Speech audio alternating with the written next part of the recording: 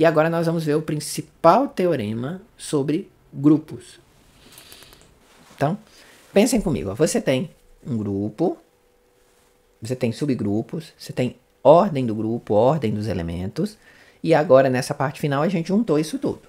O que eu vou fazer agora é voltar naquelas propriedades de contagem. Então, por exemplo, aqui a gente descobriu que todo subgrupo de ordem prima é isomorfo ao ZP. Ou seja, ele não tem muita estrutura ali dentro. A estrutura dele está completamente determinada. Agora a gente vai fazer o seguinte. Ó. Quando você me der um grupo e me der um subgrupo, eu vou, de alguma forma, conseguir contar quantos grupos eu posso ter dentro de um determinado... Quantos subgrupos eu posso ter dentro de um determinado grupo. Eu vou descobrir que se você me der um subgrupo, um grupo de ordem 10, por exemplo, eu não posso ter um subgrupo de ordem 3 ali dentro. Porque o grande resultado diz que a ordem do subgrupo, e aí vocês têm que lembrar o que é a ordem, vai ter que ser um divisor da ordem do grupo. Então, não é uma bagunça completa. Eu tenho uma série de restrições numéricas entre grupos e subgrupos. Ok? Vamos lá. Só que para poder fazer isso, eu vou ter que contar. Eu quero contar elementos, certo? Só que para contar os elementos, eu vou ter que separar esses elementos em subconjuntos nos quais eu saiba contar cada pedacinho do subconjunto. E mais ainda, né? Eu tenho que separar o grupo em conjuntos que sejam disjuntos. Porque senão tem aquela bobagem. Se é possível deixar os slides disponíveis? Posso sim. A gente só tem que tomar cuidado. Quando eu estou falando que eu estou pegando um grupo e separando em subconjuntos, agora não é nem subgrupo, é em subconjuntos, que esses conjuntos sejam disjuntos, porque eu quero contar elementos. Se eu quero contar elementos, não pode ter interseção, né? Porque senão, na hora que eu contar o conjunto A, eu conto um determinado elemento, o subconjunto A. Na hora que eu for contar o subconjunto B, como o elemento está lá também, eu conto ele de novo. Então, não vai prestar. Então, tudo que a gente vai fazer daqui até o final da aula é para conseguir quebrar um grupo em pedaços. Claro, um desses pedaços vai ser o subgrupo, de modo que depois eu consiga contar. E aí, na hora que eu fizer essa contagem, eu vou conseguir dizer o grande teorema que eu quero dizer. Então, se eu quero me dar um grupo, me dar um subgrupo, eu vou criar um subconjunto chamado de classe lateral. Como é que é esse conjunto? Pega o subgrupo e opera todo mundo do subgrupo com um determinado elemento fixo. Então, eu crio a classe lateral à esquerda. Ou a classe lateral à direita, porque o grupo não é obrigado a ser comutativo, né? Isso aqui é um pedaço do grupo. É um subconjunto. Classe lateral não é subgrupo, mas ela nasceu a partir de um subgrupo. Você me deu um grupo, me deu um subgrupo e eu criei um subconjunto de todo mundo operado com aquele elemento. Ok, então eu tenho aqui a classe lateral. Uma das classes laterais vai ser o próprio subgrupo. Uma das classes laterais vai ser o próprio subgrupo. A outra, como todo subgrupo tem que ter o elemento neutro, a gente vai descobrir que AH é uma classe lateral que contém o A. O Azinho, o elemento Azinho, mora na classe AH. Tudo bem. Se vocês olharem, essa notação que a gente usou aqui foi multiplicativa. A.H. Se a gente estiver falando de grupo aditivo, a classe lateral vai ser assim. Vai ser A mais H. Só notação. Não mudou a definição, mudou a notação. Deixa os diedrais, deixa isso aqui. Eu quero mostrar para vocês. Depois vocês olhem esses exemplos. Vocês têm que lembrar quem é o U28. O U28 são as unidades, módulo 28. E aqui dentro a gente pegou um subgrupo de ordem 4. E aí a gente quer entender quais são as classes. Aqui é só fazer todos os elementos aqui, mais os elementos daqui. Aí vocês vão começar a ver que as classes se repetem. Ok?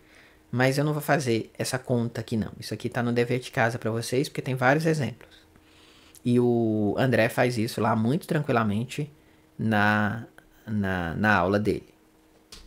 O que eu quero conversar com vocês é mostrar que essas classes laterais, elas quebram o grupo do jeito que precisa quebrar. Como? Duas classes laterais são iguais quando os elementos têm uma relação entre eles, e essa relação significa que se você pegar o inverso do B e operar com A, isso cai dentro do grupo. Ou elas também são iguais quando o A pertence a outra classe, a classe Bzinho vezes H.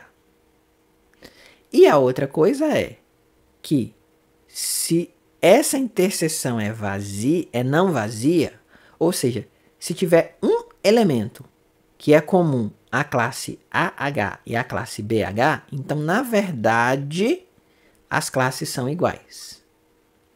O que eu estou querendo dizer é isso, é que dada um grupo e um subgrupo, as classes laterais ou são iguais ou são completamente disjuntas. Não tem um elemento que mora em duas classes laterais ao mesmo tempo. E isso é tudo que eu preciso para contar. Porque se eu peguei um conjunto e quebrei em pedaços disjuntos, para contar todos os elementos do conjunto, basta eu contar os elementos de cada classe. Concordam com isso? Pega um conjunto. Aqui não tem nem teoria de grupos, aqui é teoria de conjunto.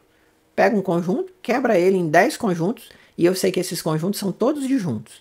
Para eu contar quantos elementos tem no todo, basta eu contar quantos elementos tem em cada parte e juntar isso tudo. Isso é muito tranquilo, a gente faz isso desde pequenininho. Só que aí, então olha só. Então, já que as classes são disjuntas, né? Já que isso que o slide anterior está dizendo, ó. Ou se tiver um elemento em comum, elas são iguais. Se elas forem diferentes, é porque a interseção entre elas é vazia. Não tem elemento que mora em duas classes ao mesmo tempo. Quando você pega um grupo finito, você então está quebrando o grupo em classes que são disjuntas. Todo mundo mora em alguma classe e mora só em uma. Você quebrou.